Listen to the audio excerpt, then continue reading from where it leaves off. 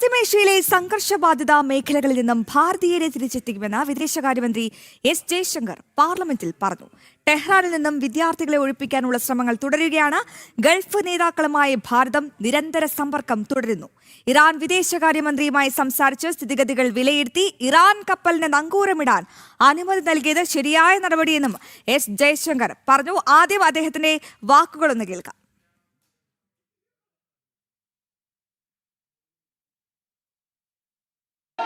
Given the gravity of the situation, the Cabinet Committee of Security, CCS, met on 1 March under the chairmanship of the Honorable Prime Minister.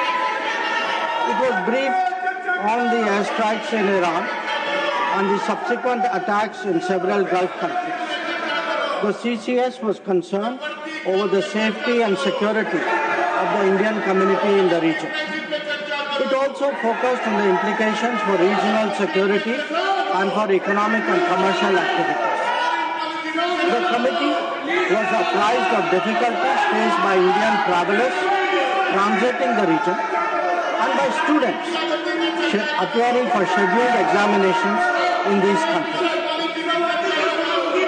It directed all concerned ministries and departments to take appropriate measures to respond to these problems. Honorable Prime Minister continues to closely monitor emerging developments and relevant ministries are coordinating to ensure effective responses. വിവരങ്ങൾ നൽകാൻ നന്ദഗോപൻ ചേരുന്നുണ്ട്. നന്ദ, നമുക്കറിയാം India അന്നും ഇന്നും ഇനി എന്നും ഒരു യുദ്ധത്തിനെയും ന്യായീകരിക്കില്ല, ഒരു സംഘർഷങ്ങളുടെയും ഭാഗമാകുകയുമില്ല.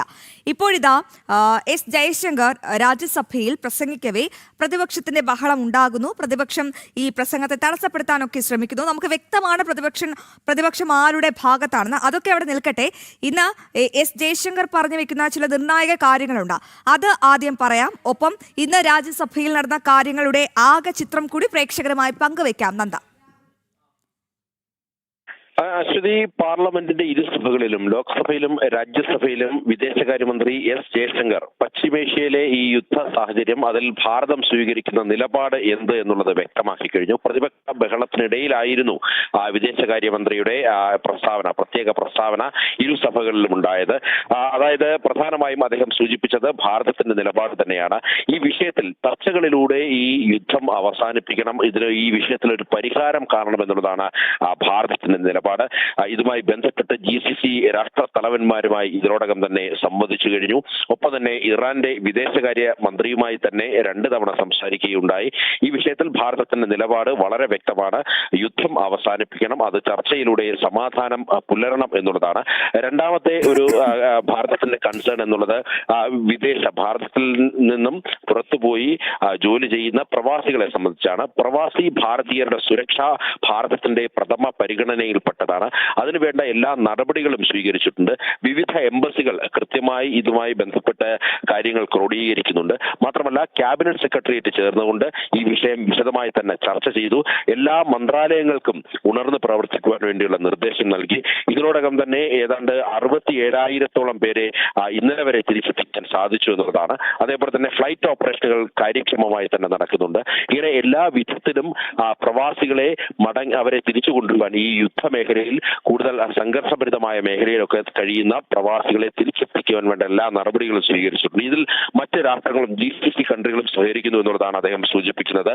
പല രാജ്യങ്ങളിൽ നിന്നും റോഡ് മാർഗമൊക്കെ തന്നെ സൗദിയിൽ എത്തിച്ചും ഒക്കെ അതേപോലെ തന്നെ ഒമാനിൽ എത്തിച്ചുമൊക്കെ ആണ് പലരെയും തിരിച്ചു നാട്ടിലേക്ക് കയറ്റിവിടുന്നത് എന്നുള്ളതാണ് അദ്ദേഹം സൂചിപ്പിക്കുകയുണ്ടായത്. ഒപ്പം തന്നെ ഈ ഇറാന്റെ കപ്പലിന് ഭാരതത്തിൽ കൊച്ചിയിൽ നങ്കൂരമിടാൻ അനുമതി നൽകിയത് ഭാരതത്തിന്റെ വിശാല മനസ്കതയാണ്.